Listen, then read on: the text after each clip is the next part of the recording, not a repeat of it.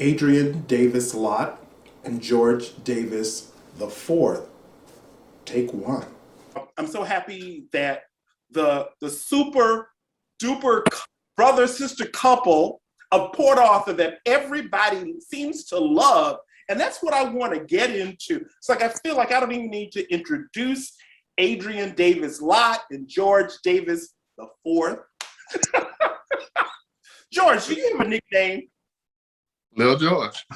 Oh, that's right, Lil George. Now, isn't that ironic and funny? But Lil George, so happy to have you both here chatting with you. What do the three of us all have in common in terms of an address? 444 Hall Street. That's right, 444 Hall Street.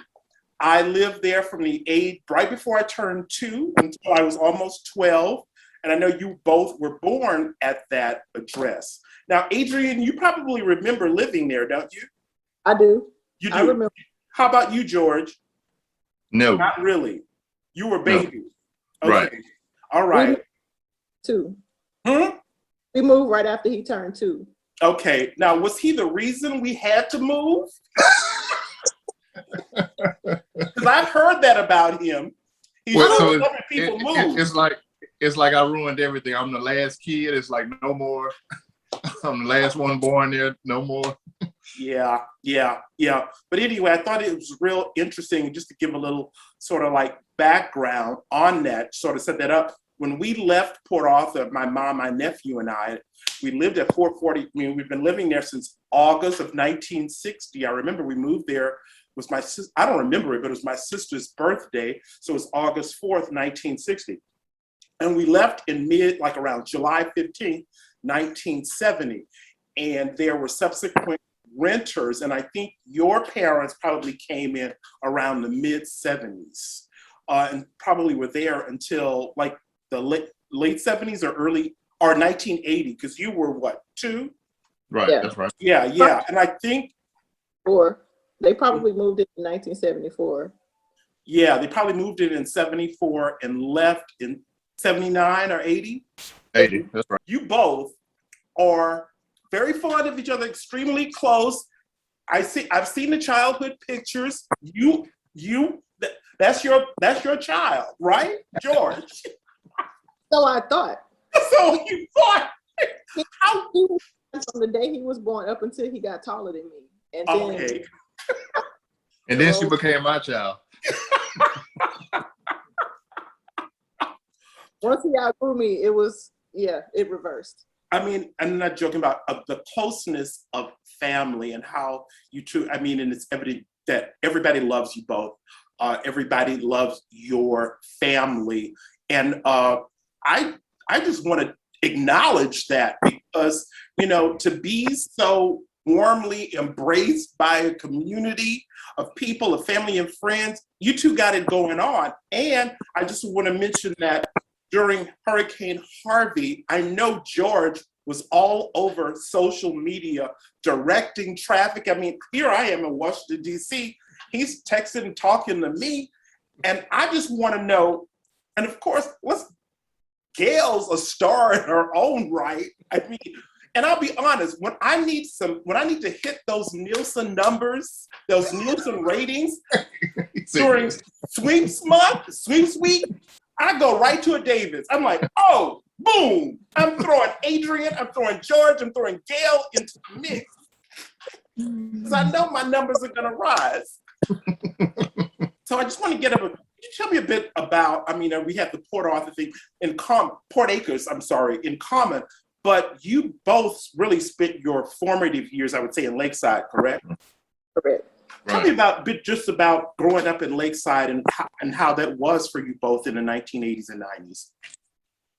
Well, for me, I thought our house was enormous as a child. I mean, I thought we had the biggest living room. 5235 Ebony Lane was the neighborhood house. Everybody was welcome. Mm-hmm. We were only allowed to ride our bicycles from the stop sign to the fire hydrant, which was the width of our house. I remember we had our shoe prints in the cement and our names in the cements in the driveway.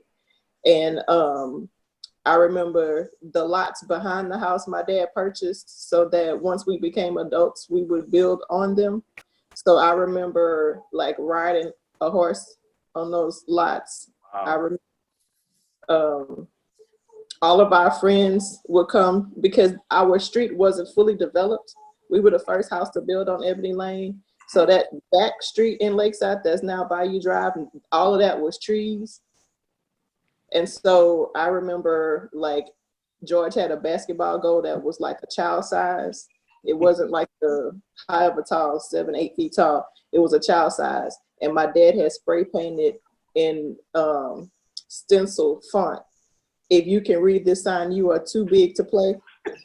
And so the teenage boys, when we weren't home, they would come and dunk on his goal because it was so anybody could dunk on it. And so one day my mother caught them there and she went off on them. She was like, "Y'all don't see what this basketball goal sign says?" And so they all started reading in unison, "If you can read it." I mean, we had wonderful memories of growing up in Lakeside. Our best friends were there. We had best friends on Robin Hood. We had best friends across the street, best friends down the street. Kristen, our first cousin, lived down the street. My dad's sister, Madeline. Perlana lived around the corner. So George had Roxy and Jeffrey was over there a lot. So we grew up with cousins and friends all over the neighborhood. My best friend was on the front street. I mean, it was a joy. So, and just to sort of speak to that, in growing up around people and you felt as if, you know, you knew everyone, you were related to everyone was your brother, your sister, your cousin, and we talk about, you know, us being a family. Now, I know this is not blood, but by experience and by history, we really are family. And within our families, there are always these sort of like cross relationships. So George, can you tell us about cousins and aunts and why that terminology seems to confuse you also? I think I'm gonna take credit for messing that one up, because as I came up, I would always go to, like she said, Perlana's house. And although she's my dad's first cousin, you know, we were reared where you know, put a handle on it. So, you know, and I wasn't just gonna call her Perlana. And it was too much because she was older to call her cousin Perlana. Yeah. So I started with the Aunt Pearl and Aunt Sheila and Aunt Rhonda. And, you know, all of them, like we said earlier, Aunt Tammy, you know, every last one of them, Aunt Boo. Yeah. And then, you know, and they all followed suit because most of the kids came up under me. So they would say Aunt Gail. And it was just like, you know, the situation with Vivian, you know, my grandmother helped raise her. So technically she is our Aunt Vivian. So what are we supposed to call her sisters, you know? Exactly. What do we call her brother? Do we say Grayling? Do we call, like me and you joke all the time with it. Like, we do. Brother, cousin, uncle, all that stuff.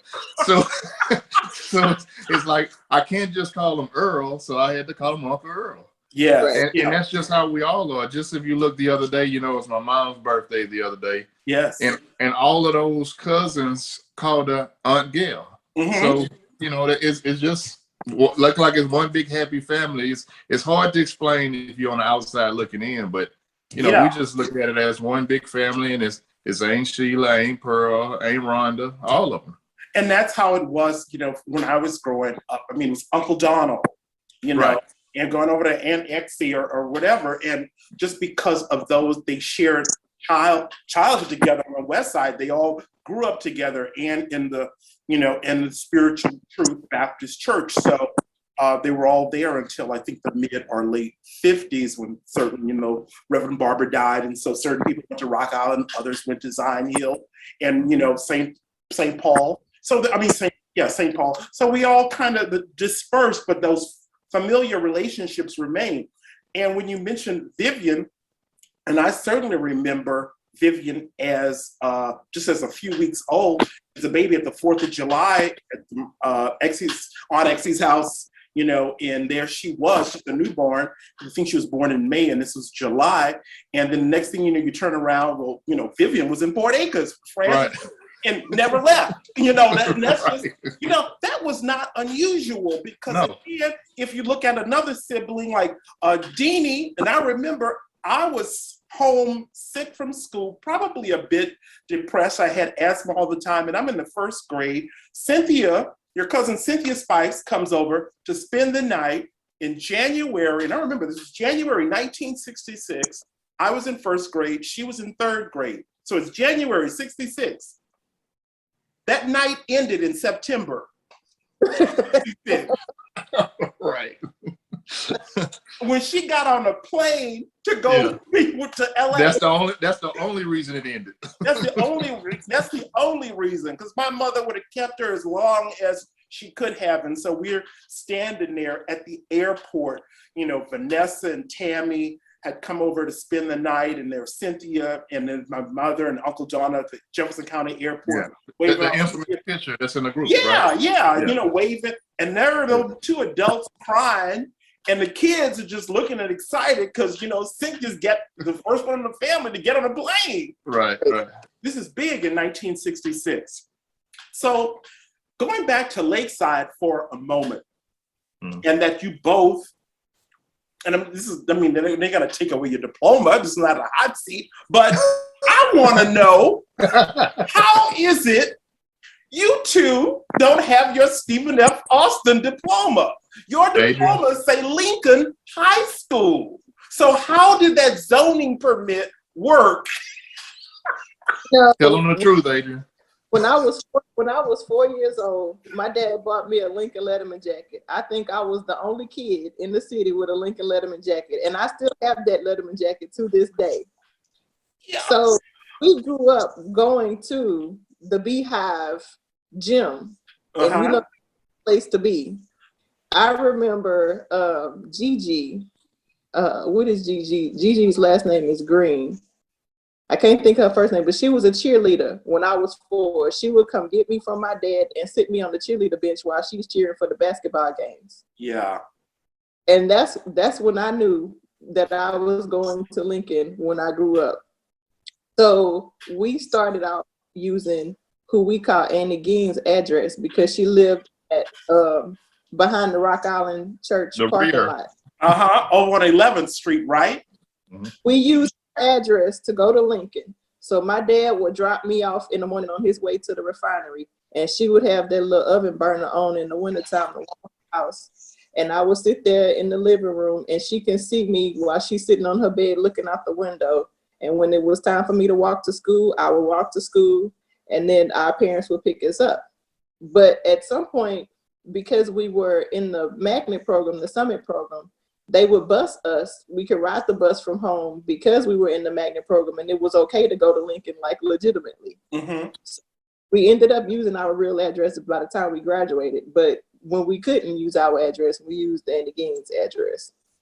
So, all joking aside, it says a lot about a school, an institution, really, a community institution, that so many residents wanted to attend this school. Not everyone was able to, obviously, but for those who did, it was really, really important, and not just for you, Adrienne, but apparently for you too, George, as well. Right. Let us go. We would have had a fit. We would have had a fit. And you got to know that everybody who went to Lincoln understands the history and the pride behind it. And we were third generation, like our grandparents were there. So it was like Adrienne said, we knew from early.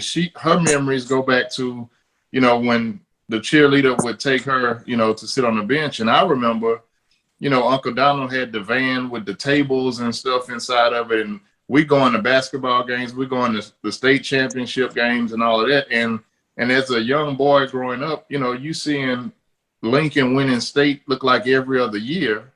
So that's in your head. You're like, I gotta go to Lincoln. I have to. It's nothing else. Yeah, and you weren't the only ones from Lakeside, going to Lincoln. I'll be flipping through the yearbook, and I'm like, how they ended up? Wait, didn't they live on Salisbury? Cashmere. It means a lot that our daughters walk those same halls that we walk. Yeah. Paige was here, Taryn was virtual, but she's physically there this year. It means a lot that they're walking the same halls and sitting in the same rooms, the same auditoriums, the same gym, same cafeteria that we walked and sat in. Yeah. Adrienne, I'm going to go to Adrienne, and I'm going to get to you, George. Adrienne, you're just a very, very open, an honest person. You know, we see the love that, you know, you give, and we give back to you, hopefully, in return. And one of the things that impressed me most about you back in, I want to say it was 2017, is the photo of you ringing that bell. Mm-hmm. As you were leaving, you know, sort of like the hospital, finishing up your treatment. And so I know that there have been health challenges, and I want to know, just ask you if you could sort of just share with us how those health challenges, which are severe, sort of inform the person that you are now and your perspective on, you know, day-to-day life.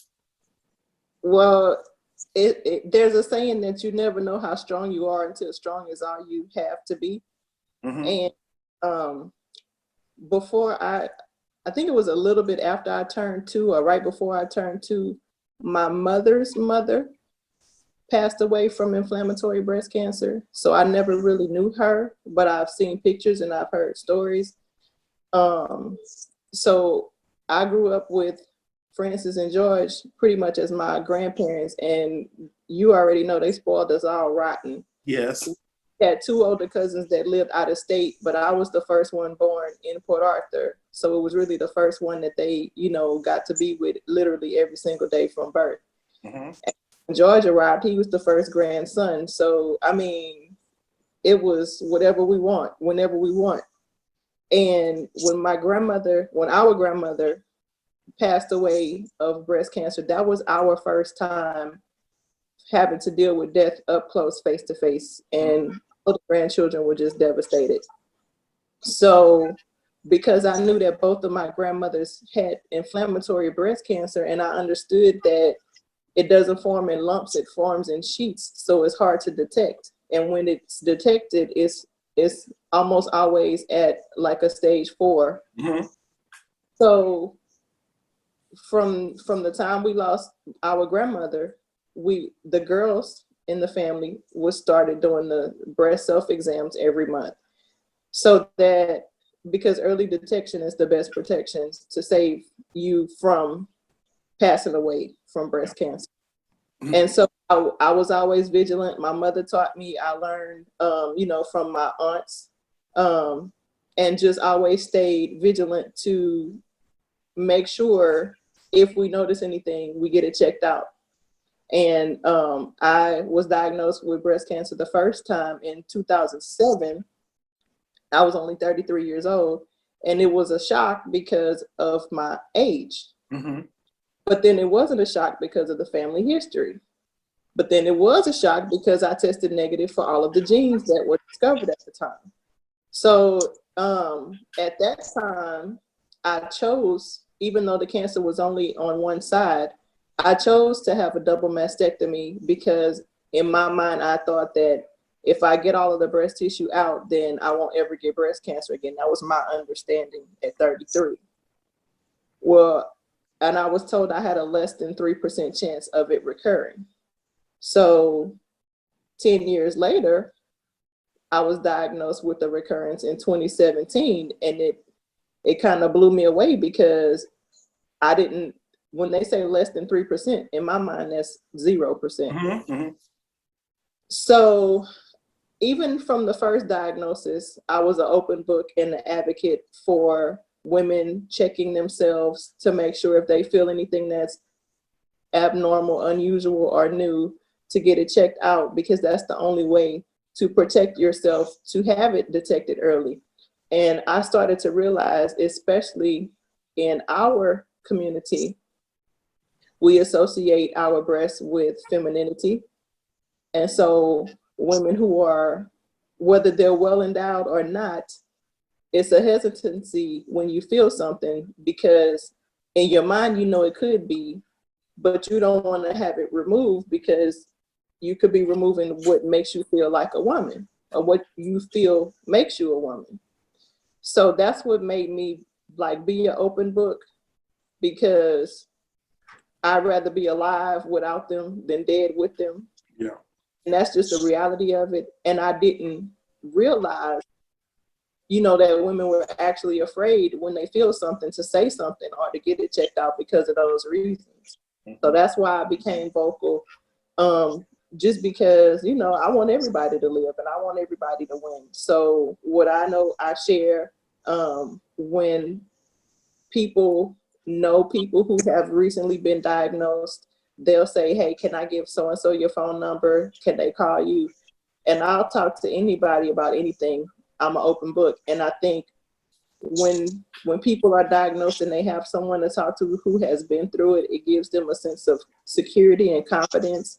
Because some things I learned the second time versus the first time that everybody may not know. We don't always know the medical terminology. We don't always know that we have options and rights just because a doctor recommends something or prescribes something or says something. You can get second and third opinions. You don't have to have chemo if they recommend chemo. You don't have to have radiation if they recommend radiation, but you have to do what you're comfortable with and what you can live with. So in 2017, I probably became more vocal because it was a recurrence and people don't expect a recurrence. I didn't expect a recurrence, but I do want people to be vigilant and check themselves out, you know, because early detection is the best protection against breast cancer. The second time around, I actually thought that the tumor was scar tissue, because you think of a lump as some sort of round shape or circular feeling. And what I felt was more of a straight line. So I would have never thought it was a tumor. And my gynecologist, I was going to her for my well woman's exam, and she told me to get that checked out. And that's what made me go. I think she knew that that's what it was, but that wasn't what I was going to her for, so she couldn't just come out and say it. But had she not said to go and get it checked out, I don't know who would have ever discovered it, because I never would have associated something that was formed in a straight line to be a tumor, because we think round. So you never know, but you have to, anything that you notice that's different or unusual, it may or may not be painful, but at least find out if it belongs there or not. Hopefully your message will resonate and it will be able to, you know, save lives, you know, just within the group or make people think. So speaking of honesty, and your grandparents were definitely that. And I see that in young George here. So George, you once mentioned about your grandfather in the barbershop and taking you there in your time. Can you just give us a little bit of memory about George Davis II? And, you know, he was just a wonderful person. Although he always called me by my sister's name when he saw me. Hey, Jackie. And I just went with the flow because you had to You don't correct them. elders. Yeah. Right, yeah. So then he would click. A couple of seconds later, he'd go, oh, I mean Danny. But I mean Danny, like yeah, Seal's other child. Yeah. Right. Jackie was the one that mattered because she came first. He knew her longer. Yeah. So tell us a bit about your grandfather, if you can, and if the memories of it. And I don't know if the barbershop was still around when you were a kid, but he still went to that space, right. I believe, didn't he? Yeah. Well, my grandfather, to my recollection, the barbershop was closed and he had started his pest control business. Yeah. We all admired him, and there was a lot of stories we heard about how, you know, he was in the service, and then once he got out of the service, that's when he did the barbershop and then the pest control. So, you know, I'm thinking that it's neat. He never had a boss. He was an entrepreneur, you know, ahead of his time. Even the street, Davis Avenue in Montrose, you know the story. They went around the neighborhood, you know, start talking to different men, and, you know, they asked, hey, what about Davis Avenue? And, you know, that's an honor. No matter if we dead and gone, it's still Davis Avenue. That's right. As far as the actual barber shop, I remember we used to cut grass over there because he was one who always wanted to make sure that, you know, we cut grass, we go to the church, we clean every pew in Rock Island, we cleaned every toilet in Rock Island, it grab every piece of paper. I mean, and he was one of those, when she talked about the perfectionist and the OCD, that was him. Like, Yeah. The handkerchief, he would iron that, you know, everything. Well, he wouldn't always iron it, we'd have to iron. I mean, everything was so neat about him, and you know, his little hats, everything. Oh yeah. But you know, in Port Arthur, and well, really nationwide, in the mid 80s, that's when, you know, crack hit the scene or whatever. And that's, you know, his barbershop was right there on Texas and 7th Street, which, you know, became like the worst corner in Port Arthur. And so he started slowing down on cutting the grass over there, because it was like, you know, we see the antennas and the crack pipes and the Brillo pads and all this stuff. And me being a young kid, you know, he didn't want me seeing that stuff. So he eventually got rid of that property or whatever. But, you know, he was the guy whenever he eat, he'd whistle. And, you know, you knew every Saturday morning, as kids, we trying to sleep in late, he's going to come over and make his rounds and give us some money or whatever. You know, the little, he's proud to be, you know, a grandfather type guy. Yeah. Like Adrienne said, Kristen and Aunt Madeline and Uncle Travis was right down the street. So, you know, he'd come to us first because we were the oldest, and then he'd make his way down there. And then, like, you know, y'all both said, with Aunt Vivian coming along, well, now she has Lil Jesse and Jalen. So, you know, he took care of them. I remember he used to pick Jalen up from daycare, you know, all kind of stuff. It's just, he was that thoughtful guy, and he had all the time in the world being his own boss. So if you needed him over there, he'd go over there. If you needed him over there, he'd go there too. He didn't miss anything. Anything you had, he'd be there. Real supportive. He loved all his grandkids equally. You know, funny because my grandmother and he were so different. You know, my grandmother had extreme sense of humor, and I looked at Papa as always being a serious guy. You know, again, the businessman. He had, like, we used to have to deal with his Rolodex and, you know, all kind of stuff. You know, just for professional business, man. And us, you know, us being so young, that was really like the first, again, entrepreneur, businessman that we knew, and it was a blessing because it was our grandfather. Yeah. You know, it wasn't nobody that we had to hear about through some other people. And, you know, in the city of Port Arthur, it's not many Black guys that, you know, carry that on that long of a time. Like, you know, I think Cal was one of the early beauticians and stuff. Like, you know, they had guys that been in business for a long time, but for his entire life, he's never had a boss. Yeah. And, you know, that's just, you know, amazing to us that our grandfather, you know, like the song, did it his way. Had the magnetic sign on the side door. Right, like, on the truck. Advertised on the vehicle. His truck had that. His business, like, it was like a magnet that stuck to the door of the truck. And I remember listening to him talk to his customers on the phone. So we're learning customer service as a child. We're learning how to do accounting as a child because we're watching him with the adding machine and the tape and the ledgers. And I'm nosy. I'm looking at everything. I'm looking at what's on the business cards, and it's the people's name, address, and the phone number, the work number, all that stuff. So we were learning at an early age. And Vivian actually became a business owner. She had a beauty shop and a barber shop not too far from Papa's barbershop. A lot of kids today don't know what it means to grow up in love. I mean, we never had a worry in the world. Yeah, that's beautiful. You know, I wanted to ask a bit about, and that's the last thing I do. You recently started a new position, didn't you, Adrienne? Well, I'm transitioning. You're transitioning. I'm trying to transition. I have been a school counselor for the last 9 years, but my original career path that I chose was mass communications. Yes. And I spent my first 8 years in journalism, music, television, and film production. And then I started teaching television production for 10 years after those 8. And then I transitioned into counseling for the last 9 years. So the opportunity arose for the media and communication specialist for the school district. And it's basically like being the publicist for the school district.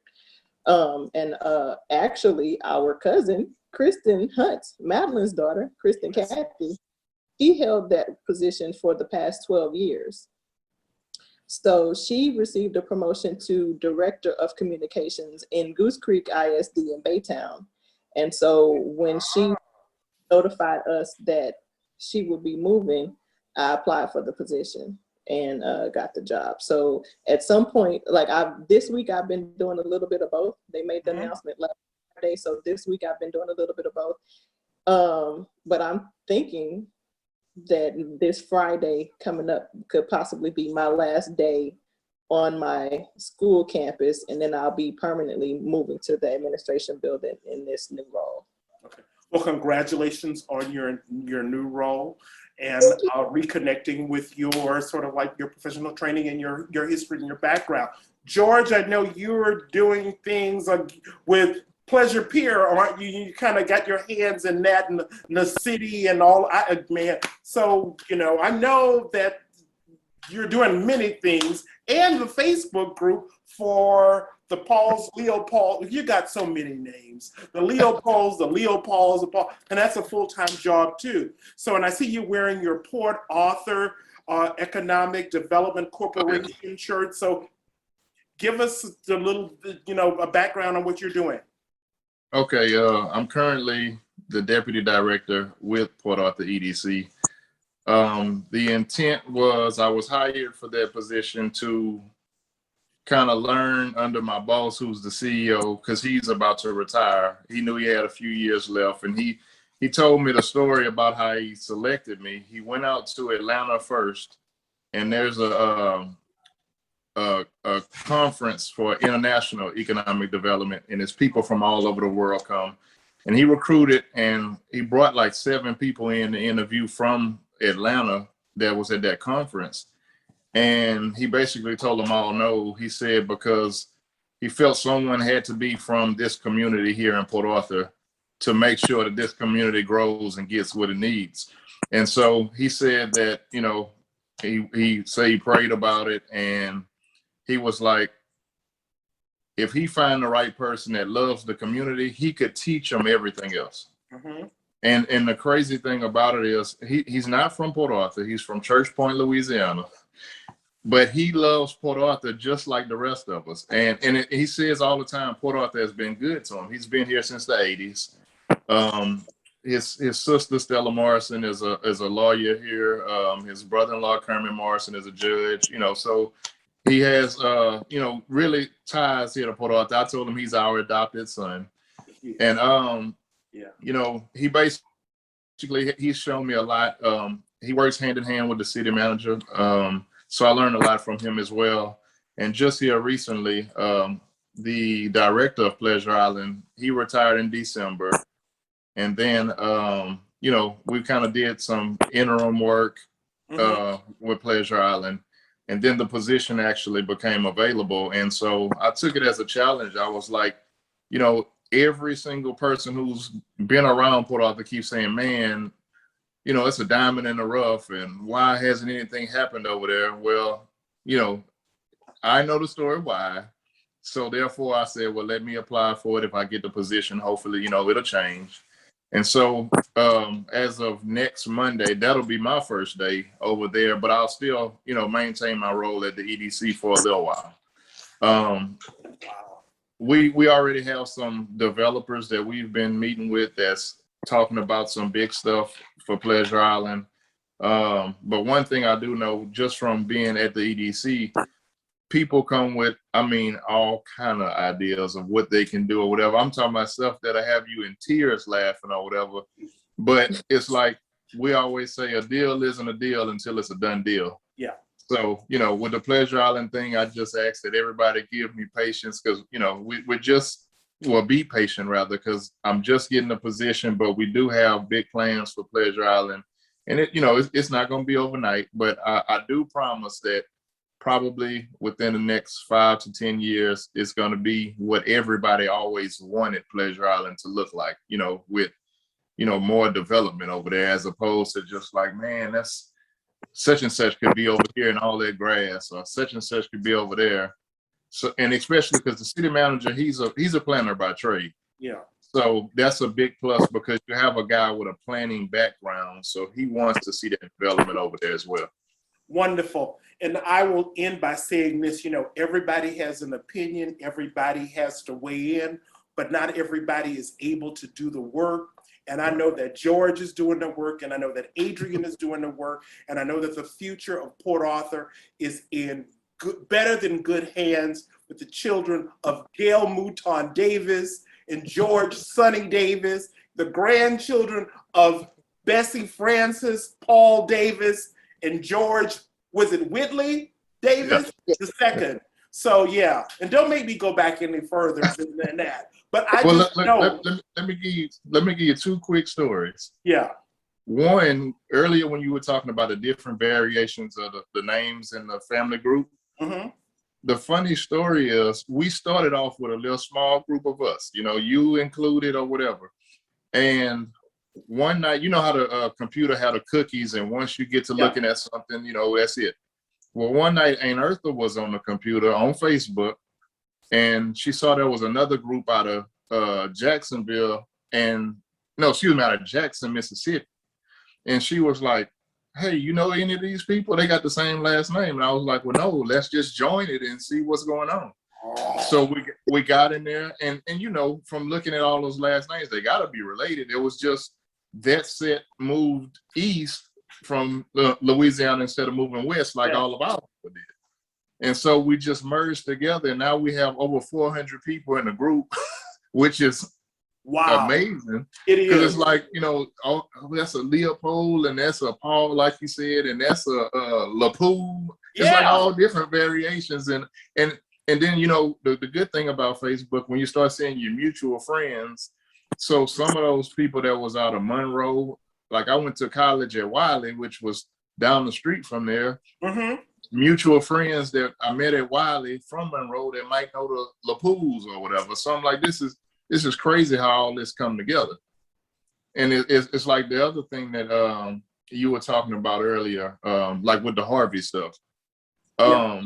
So, and Adrienne could attest to it, like at the time, like my mom will probably tell you too, like I'm the investigator. Like I'm not gonna, not know something about it. So I'm hearing that this storm is coming, and I'm like, okay, we always have hurricanes, so what?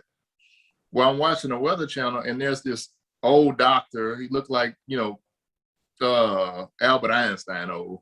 And so the guy says he's never seen this in the history of studying hurricanes, where one is going to come onto land, go back in the water, and then come back. I'm like, that's crazy. Like, no way.